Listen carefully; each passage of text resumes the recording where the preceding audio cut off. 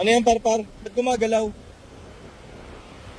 Hala, barnacles. Gumagalaw, oh, tingnan mo yan oh, sa loob oh. Paano kukunin? Dumidikit yan sa mga pagong. Hala. Napaka-healthy talaga dito sa Boracay, oh. Kung ano-ano yung mga nakikita. Nakatakot nga. Tsaka saan galing yan? Ngayon, araw na to, ang lakas to pala nung hangin. Kaya pwede mag-surfing. Tingnan nyo, meron dun surfing area na flag. Surfing area sinasabi. So hindi lang siya pang swimming, pang surfing din. Kung gusto niyo dun sa mga ibang area, safe swimming area, meron din mga nakasulat na ganun na for swimming area lang siya. Pero sa ngayon, ito nga sila Mami Louie magsiswim. Lakad muna tayo papunta dun sa may surfing area. Ayun, napakadami oh.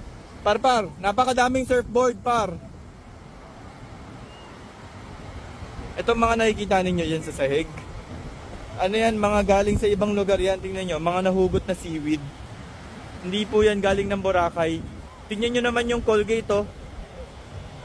Ano na, faded na yung kulay.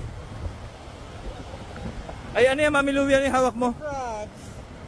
Wow, oo nga, baby crabs, ang cute. I-release natin siya. Wow, ang sweet. Napakabait. May crab release. Nakakuha ng crab si Mami Louie, tapos i-release siya sa beach. Kabait eh. Si Parpar, mag-swimming daw pero may dalang bag. Kung ano-anong kalokohan. Like and follow na lang po tong page. See you again soon. Bye-bye.